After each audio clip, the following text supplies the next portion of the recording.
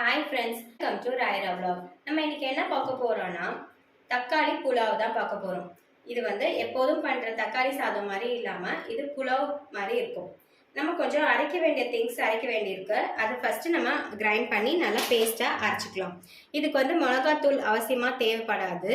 இந்த அரைக்க வேண்டியதுலேயே நான் மிளகாலாம் போட்டிருக்கேன். ஸோ அந்த காரமே போதும். ஃபர்ஸ்ட் அரைக்க வேண்டியதுக்கு காஞ்சி மிளகா, பச்சை மிளகா ரெண்டுமே எடுத்துக்கணும். இஞ்சி, பூண்டு, கொத்தமல்லி, வெங்காயம், கொஞ்சமாக புதினா ஆட் பண்ணிக்க வேண்டியதான். வாங்க வீடியோக்குள்ளே போய் பார்த்துடலாம். பச்சை மிளகா, காஞ்சி மிளகா ஆல்ரெடி போட்டேன். புதினா ஒரு கை போட்டுக்கோங்க. இஞ்சி, பூண்டு, கொத்தமல்லி, வெங்காயம் மீதி நம்ம வதக்கிறதுக்கு தேவைப்படும். ஸோ அதனால் நான் வதக்கிறதுக்கு ஒரு வெங்காயம், 1.5 நான் பெருசாக எடுத்திருக்கேன். 3 தக்காளி எடுத்திருக்கேன். ஸோ நான் 1.25 கப் ரைஸ் தான் போட்டிருக்கேன். ஸோ அதுக்கேற்ற மாதிரி தக்காளி அட்ஜஸ்ட் பண்ணி நீங்கள் போட்டுக்கோங்க. இதை நான் பேஸ்ட்டாக அரைச்சிட்டு வந்துடுறேன். நான் இன்றைக்கி ப்ரெஷர் குக்கரில் தான் பண்ண போகிறேன்.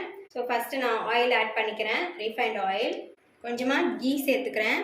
இங்கே பார்த்தீங்கன்னா எல்லா ஸ்பைஸுமே நான் எடுத்திருக்கேன். ஜாவித்ரி, பட்டை, ஏலக்காய், கிராம்பு, பே லீஃப் எல்லாமே எடுத்திருக்கேன். ஸோ நான் அப்படியே போட்டுறேன். அதுக்கப்புறம் நம்ம ஆனியன் போட்டுக்க வேண்டியதான். ஆனியன் கொஞ்சம் ப்ரௌனாக வதங்கட்டும், அப்போ தான் நல்லாயிருக்கும் புலாவுக்கு. ஆனியன் கூடவே நம்ம பச்சை மிளகாவும் நீட்டாக கட் பண்ணி ஆட் பண்ணிக்கலாம். ஏன்னா ஆல்ரெடி நம்ம அதில் பச்சை மிளகா ஆட் பண்ணி தான் நம்ம அரைச்சிருக்கோம். ஸோ நான் இதில் 2 சின்ன மிளகா தான் எடுத்திருக்கேன். இப்போ நான் இந்த வெங்காயம் கூட இந்த அரைச்சி வச்ச பேஸ்ட்டை ஆட் பண்ண போகிறேன். ஃபஸ்ட்டே காட்டினேன் இல்லையா, அந்த பேஸ்ட்டு தான் அரைச்சி வச்சுருக்கேன். நான் இப்போ 2 தக்காளி கட் பண்ணி வச்சுருக்கேன், அதை ஆட் பண்ணிக்கிறேன். கொஞ்சம் வதங்கட்டும். இது நார்மல் தக்காளி சாதம் மாதிரி இருக்காது. இது புலாவ். இது கண்டிப்பாக ட்ரை பண்ணி பாருங்கள். தக்காளி சாதம்னு நினச்சிட்டு இதை ஸ்கிப் பண்ணிட்டு போயிடாதீங்க. வதங்கிடுச்சு ஒன்று சேர.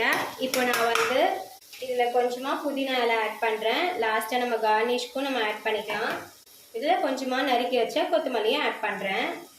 இதையும் லைட்டாக மிக்ஸ் பண்ணி விடுங்க. நம்ம சேனலை இன்னும் சப்ஸ்கிரைப் பண்ணாதவங்க சப்ஸ்கிரைப் பண்ணிக்கோங்க. மறக்காமல் அந்த பெல் ஐகான் பட்டனையும் கிளிக் பண்ணிக்கோங்க. அப்போ தான் நம்ம போடுற ரெசிபீஸ்லாம் உங்களுக்கு நோட்டிஃபிகேஷனில் வரும். இப்போ நான் இது கூடவே நான் காஷ்மீரி மிளகாத்தூள் ஆட் பண்ணுறேன். நான் எந்த சில்லி பவுடரும் நான் ஆட் பண்ணல. காஷ்மீரி மிளகாத்தூள் இவ்வளோ ஆட் பண்ணால் போதும், நல்லா நிறம் கொடுக்கும். ஏன்னா ஆல்ரெடி நம்ம மசாலாஸ்லாம் போட்டு அரைச்சிருக்கோம், அதனால் அது போதும். உங்களுக்கு மஞ்சத்தூள் வேணுன்னா நீங்கள் மஞ்சத்தூள் ஆட் பண்ணிக்கோங்க. எனக்கு மஞ்சத்தூள் ஆட் பண்ணால் பிடிக்காது. ஸோ எல்லோயிஷாக வந்துடும்.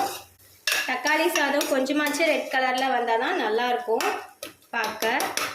இப்போ நம்ம ரைஸ் போட்டுற வேண்டியதான்.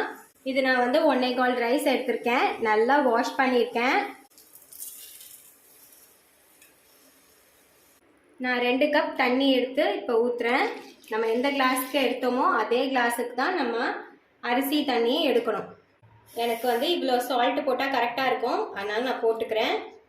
இந்த இதில் உங்களுக்கு சால்ட்டு பத்தலை, மிளகாத்தூள் எதாவது பத்தலை அப்படின்னா, சால்ட்டு பத்தலைன்னா மட்டும் போடுங்க. மிளகாத்தூள் எதுவும் ஆட் பண்ண வேண்டாம். சால்ட்டு பத்தலைன்னா இந்த தண்ணியை டேஸ்ட் பண்ணி பார்த்துட்டு சால்ட்டு பத்தலைன்னா ஆட் பண்ணிக்கோங்க. சுகர் ஆட் பண்ணுறேன். நம்ம அரைச்சி வச்ச மசாலாஸ்லாம் நம்ம நல்லா என்ஹான்ஸ் பண்ணி கொடுக்கும்.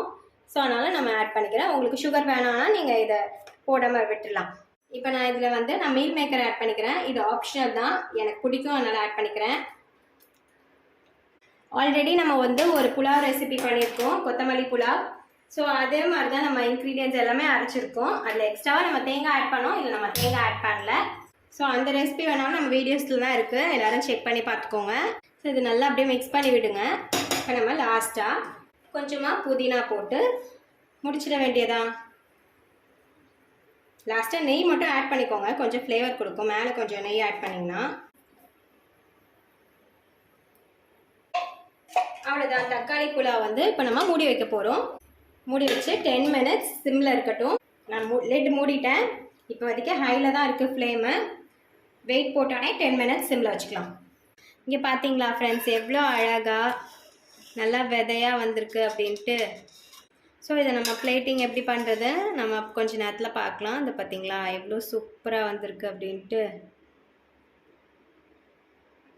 எல்லாரும் இதை கண்டிப்பாக ட்ரை பண்ணி பாருங்கள். இது கண்டிப்பாக தக்காளி சாதம் இல்லை, தக்காளி புலாவ். இதுதான் இதோட ஃபைனல் அவுட்புட். தக்காளி புலாவ் எவ்வளோ சூப்பராக ரெடி ஆயிடுச்சுன்னு பார்த்தீங்களா? இந்த ரைஸ்லாம் எவ்வளோ விதையாக இருக்குது அப்படின்ட்டு பார்த்தீங்களா? இதை எவ்வளோ சிம்பிளாக ஈஸி அண்ட் குயிக்காக நம்ம முடிச்சிட்டோம். இதை எல்லோரும் ட்ரை பண்ணி பாருங்கள். ட்ரை பண்ணி பார்த்துட்டு கமெண்ட் பாக்ஸில் பென் பண்ணுங்கள். இந்த வீடியோ பிடிச்சிருந்தா லைக் பண்ணுங்கள், கமெண்ட் பண்ணுங்கள், சப்ஸ்கிரைப் பண்ணுங்கள், மறக்காமல் ஷேர் பண்ணுங்கள். Tata bye friends.